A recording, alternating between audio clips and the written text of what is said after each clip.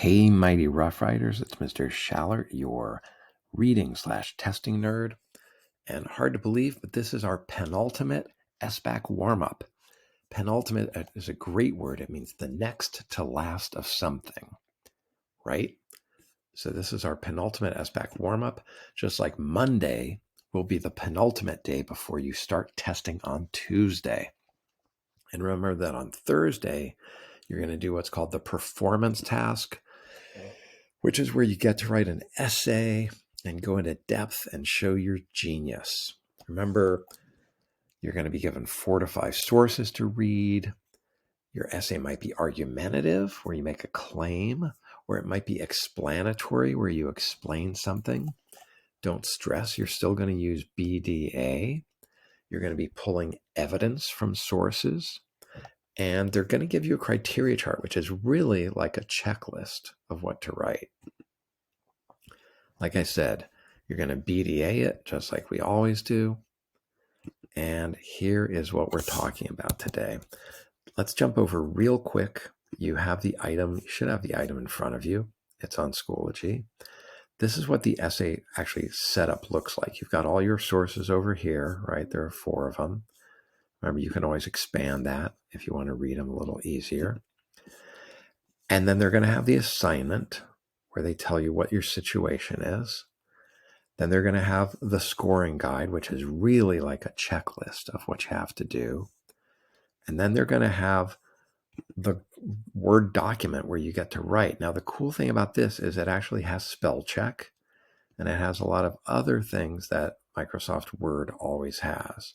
So use that to your advantage. And remember, you also have a notes feature. And from your notes feature, you can copy. You always want to put what source you got your evidence from. But as you're reading and you find good evidence, you want to find that and always save it. And then when the time comes, you'll be able to copy and paste it into the Word document, and you'll be good to go. So let's get back to our slideshow. There's a lot of information here, but I want you to notice that it tells you exactly what to do. Right? Review your notes and sources. So you should have been copying and pasting quotes and evidence into your notes, or you could have been writing them on a piece of scratch paper. Either one, analog or digital, old school or new school, doesn't matter. In here, they're going to tell you what type of writing you're doing. Argumentative essay. They're going to tell you the topic, in this case, financial literacy courses. And they're going to tell you the audience. Who are you writing for? School board meeting, okay? They're even going to tell you how long should it be. You write a multi-paragraph essay. Now that means more than 2 because that's just an intro and conclusion.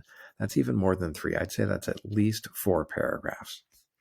They're going to tell you what goes in it. A claim, counter arguments. They may say this, but we believe this. They want you to support your claim, obviously, with evidence. And whenever you use your evidence, you want to reference the title or the number. I would say the number. Source number 1 tells us blah, blah, blah. Okay? Then during, they're going to give you this scoring guide, but it's a rubric, but it's also like a checklist, right? They want to know, did you state your claim? Did you address opposing claims? Did you maintain your claim, right? You didn't get off topic, in other words. Do your ideas thoughtfully flow and use effective transitions? Firstly, secondly, in addition, for example, did you have an intro and a conclusion? Then they're going to grade you just on your use of evidence, right? How well did you integrate the evidence? Don't just drop an evidence bomb of a quote. No quote bombs. Weave it into your writing. Did you elaborate on your ideas? Don't just tell them what the evidence said. Take it further. Analyze it. And are you putting it in your own words? Don't just lift it from the quote. Don't just plagiarize. They want to know you know what you're talking about. And finally, again, really simple. Did you tell where the source came from? Source number 3 tells us blank. Finally, conventions is like, do you use punctuation, right? Periods, commas, exclamation points. Do you capitalize properly? Proper names, the first word of every line. The word I. If you don't capitalize the word I, just leave now. Thank you. And guess what? They want you to spell well. Well, guess what? You've got spell check. So no excuses. Okay, so now you're going to jump over to Schoology and you are going to do what's there. Do the discussion. And then I want you to take a quiz. The quiz is a little funky today. Let me show you real quick. The quiz is going to ask you to call out some of the things that you notice and that you think are important. And there's even going to be a couple examples for you to try to explain why do you think these did well. Okay, you'll do great.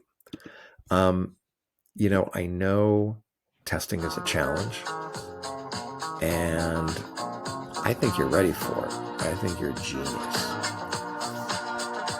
Sometimes it's just about staying alive on these things, right? So I want to get this song stuck in your head for the rest of the day. If you've never seen Staying Alive, John Travolta, you really should. Made back in the 1970s. Yeah, we used to dress like this. You got a problem with that? Okay, everybody, have a good one. And I will see you on Monday for our final SBAC check-in. Don't worry, it'll be more of a celebration.